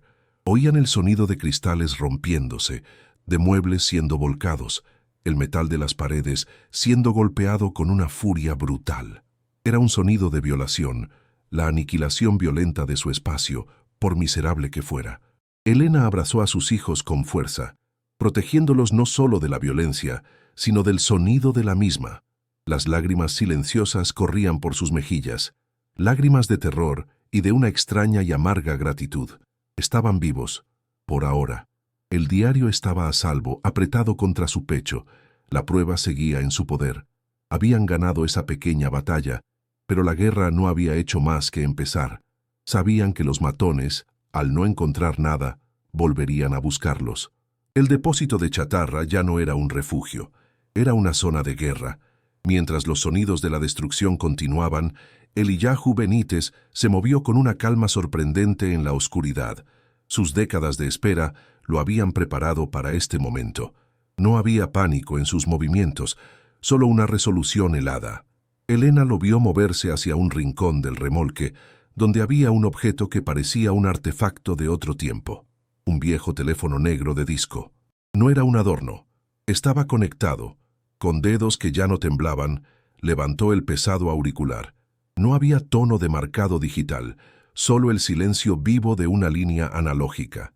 Sus dedos, nudosos por la artritis, comenzaron a girar el disco, marcando un número largo y complejo, un número memorizado a través de años de repetición silenciosa.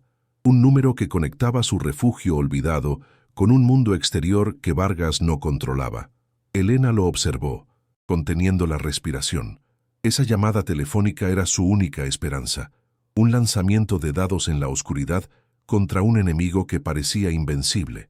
Era el último acto desesperado de un superviviente. El disco giró una y otra vez, cada clic un sonido de esperanza en la noche aterradora.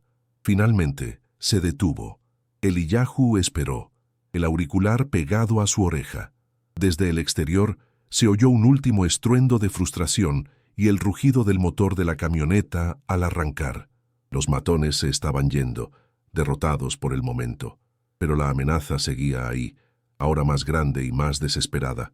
Entonces, Eliyahu habló al teléfono, su voz baja y urgente, un susurro que llevaba el peso de 60 años de silencio. «Soy Eliyahu», dijo, usando su verdadero nombre por primera vez en quizás medio siglo.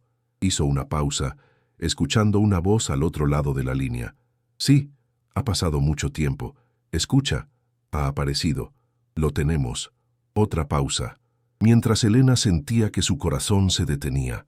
La siguiente frase de Eliyahu selló su destino y encendió la mecha de la confrontación final. «Tenemos el diario. Sí, el diario de Klaus Richter, y necesitamos salir de aquí». Ahora, la llamada había sido hecha. La maquinaria de la justicia, o de la venganza, se había puesto en marcha. La camioneta de los matones se alejó, su sonido de motor desvaneciéndose en la noche, dejando tras de sí un silencio aún más ominoso. El remolque de Elena, su hogar de $10, había sido violado y destruido. Era una cáscara vacía, un monumento a la furia de Vargas, pero ellos estaban a salvo, ocultos en la pequeña fortaleza de libros y recuerdos de Eliyahu. El calor del té había sido reemplazado por el frío de la adrenalina que comenzaba a desvanecerse, dejando tras de sí un agotamiento profundo y tembloroso. Elena miró a sus hijos, acurrucados en el suelo, finalmente dormidos por el puro agotamiento emocional y físico. Eran la razón de su lucha, su ancla en la tormenta. Miró el fajo de dinero que había logrado agarrar. Estaba manchado de barro y olía a miedo, pero era su pasaje para el siguiente paso, fuera cual fuera. El dinero de sangre, por una ironía cruel, se había convertido en su fondo de escape, el combustible para su búsqueda de justicia. La noche estaba lejos de terminar. El punto de inflexión había sido cruzado, y ya no había vuelta atrás. Eliyahu colgó el teléfono, el clic del auricular en la base sonando anormalmente fuerte en el silencio. Se volvió hacia Elena, su rostro apenas visible en la penumbra.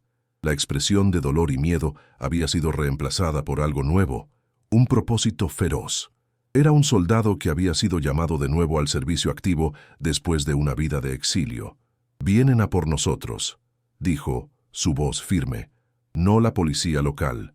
Ellos no son de fiar. Vargas los tiene en el bolsillo.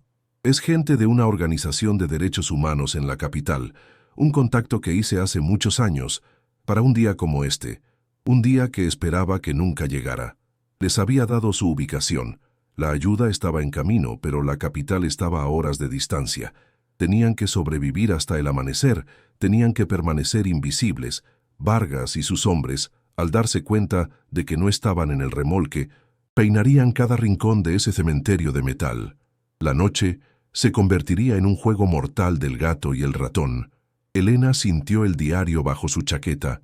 Ya no era solo papel y tinta, era un testamento. Era la voz de los muertos clamando justicia a través del tiempo. La voz de la esposa y la hija de Eliyahu, la voz de miles de otros. El peso de esa responsabilidad era inmenso, pero también le daba una fuerza que no sabía que poseía. Ya no era Elena Ramírez, la costurera viuda y desesperada. Era la guardiana de una verdad que podía derribar a un imperio construido sobre mentiras y asesinatos. Se sentó en la oscuridad, escuchando los sonidos de la noche, cada crujido, cada susurro del viento. El miedo seguía ahí, un compañero constante, pero ya no la paralizaba. Se había transformado en vigilancia, en una determinación fría. La batalla por la supervivencia se había convertido en una batalla por la memoria. Y en la oscuridad de ese pequeño remolque, rodeada por un anciano superviviente y sus 2 hijos inocentes, Elena se preparó para la noche más larga de su vida, sabiendo que el amanecer traería la justicia o la muerte. La llamada terminó con un clic que selló el destino de Ricardo Vargas. En la penumbra del remolque de Eliyahu, las instrucciones del contacto en la capital fueron claras y urgentes. Debían salir de la región antes del amanecer, viajar directamente a Santiago y no hablar con nadie. El peligro era absoluto. Los hombres de Vargas, furiosos y humillados, los buscarían como lobos. Elena sentía el contorno del diario contra su pecho. Su peso ya no era una carga, sino un arma. A su lado, Eliyahu ya no era el anciano frágil y solitario. Su espalda parecía más recta. Sus ojos ardían con el fuego de una misión que había esperado toda una vida. Usarían el dinero ensangrentado para comprar su pasaje hacia la justicia. La ironía era un sabor amargo en la boca de Elena. Mientras la primera y pálida luz del alba teñía de gris el horizonte, se prepararon para el viaje más importante de sus vidas, dejando atrás el cementerio de metal que había sido a la vez su prisión y su santuario. El silencio era tenso, cada segundo, una gota de tiempo robada. El viaje en autobús fue una odisea de ansiedad contenida. El dinero que Elena usó para comprar los boletos se sentía febril en su mano, una brasa ardiente de la historia que transportaban. Sentada junto a la ventanilla, el paisaje del sur de Chile pasaba como un borrón indiferente. Su mundo se había reducido al interior de ese vehículo ruidoso que olía a diésel y a sudor. Sostenía la mano de Sofía, cuya fiebre finalmente comenzaba a ceder, mientras Mateo dormía con la cabeza en su regazo, ajeno a la fuga desesperada. Elena no durmió ni un segundo. Sus ojos escrutaban cada rostro en las paradas, cada coche que los adelantaba, esperando ver una señal de persecución. El diario, envuelto en una bolsa de plástico y escondido en el fondo de su bolso, era una presencia constante, un corazón secreto que latía junto al suyo. Eliyahu, sentado al otro lado del pasillo, mantenía una vigilia silenciosa, su mirada perdida en los recuerdos, pero su cuerpo tenso y alerta. Cada kilómetro que los acercaba a la capital era una victoria, y a la vez una escalada en la tensión. Santiago los recibió con un rugido de tráfico y una multitud anónima que contrastaba brutalmente con el silencio opresivo del depósito de chatarra. Los rascacielos de cristal y acero se alzaban como gigantes indiferentes, un mundo de poder y dinero que les era completamente ajeno. Siguiendo las instrucciones, tomaron un taxi a una dirección en el barrio de Providencia. El edificio era discreto, sin placas llamativas. En el interior, el aire acondicionado era un alivio, y el olor a café y a papel limpio reemplazó el hedor a miedo de su viaje. Un hombre de unos 40 años, con un traje impecable y una mirada seria y penetrante, los recibió. Era el abogado de la Organización de Derechos Humanos. Los condujo a una sala de reuniones sin ventanas, un búnker de confidencialidad en el corazón de la ciudad. Con manos que aún temblaban, Elena sacó el diario de su bolso y lo colocó sobre la mesa de caoba pulida. El pequeño libro de cuero oscuro parecía un artefacto de otro mundo en ese entorno moderno, un objeto sagrado y profano a la vez. El examen del diario fue un ritual solemne y metódico.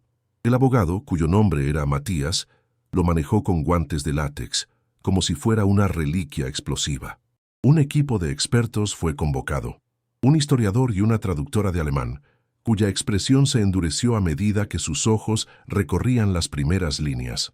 La sala estaba en silencio, solo interrumpido por el suave susurro de las páginas al pasar y la voz contenida de la traductora confirmando los horrores que el profesor Alarcón ya había revelado. Nombres, fechas, cantidades, los detalles de la maquinaria del genocidio, escritos con la caligrafía fría de un contable del infierno. Elena y Eliyahu rindieron su testimonio. La voz de Elena, al principio un hilo tembloroso, ganó fuerza al relatar la amenaza de Vargas. La voz de Eliyahu, al mostrar su número tatuado y nombrar a su esposa e hija, se quebró, pero su relato fue un martillo de verdad que golpeó el silencio de la sala. Matías escuchaba, su rostro una máscara de furia helada. Ya no había dudas. Tenían la confesión del padre y el crimen del hijo. La maquinaria de la justicia, una vez activada en los niveles correctos, se movió con una velocidad y una fuerza aterradoras. Matías no acudió a un fiscal cualquiera. Contactó directamente a la unidad de la Fiscalía Nacional, especializada en crímenes de lesa humanidad y cooperación internacional. La evidencia era tan abrumadora que en cuestión de horas se obtuvo una orden de arresto no solo por los crímenes de Vargas, sino una orden internacional para el fallecido Klaus Richter, reconociendo póstumamente su identidad y sus actos. La operación para arrestar a Vargas fue planeada en secreto absoluto desde Santiago. Se movilizó a un equipo de élite de la Policía de Investigaciones, la PDI, eludiendo por completo a las fuerzas locales de la región de Vargas, de las que se sabía estaban comprometidas. Elena y su familia fueron trasladados a un piso franco, un apartamento anónimo, donde por primera vez en días pudieron respirar. La espera era angustiosa, sabiendo que a cientos de kilómetros de distancia, una tormenta de justicia estaba a punto de desatarse sobre el intocable imperio de Vargas. El amanecer rompió sobre la lujosa hacienda de Ricardo Vargas, no con el canto de los pájaros, sino con el sonido atronador de las hélices de 2 helicópteros de la PDI descendiendo sobre su césped perfectamente cuidado. Vehículos blindados, sin insignias locales, derribaron las puertas de hierro forjado con una violencia calculada. Los agentes de élite, vestidos de negro y fuertemente armados, se desplegaron por la propiedad con una eficiencia silenciosa y letal. Vargas fue despertado bruscamente.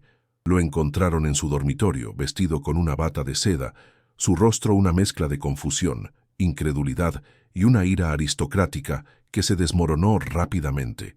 Cuando le leyeron los cargos, obstrucción a la justicia, complicidad en crímenes de guerra y posesión de bienes robados, una mueca de desprecio se formó en sus labios, pero el desprecio se congeló en su rostro cuando escuchó el nombre de su padre, Klaus Richter, pronunciado en voz alta. El frío metálico de las esposas cerrándose en sus muñecas fue el sonido definitivo del fin de su reinado. El fantasma de su padre había vuelto para reclamarlo. La noticia del arresto de don Ricardo Vargas explotó como una bomba en todo el país y más allá.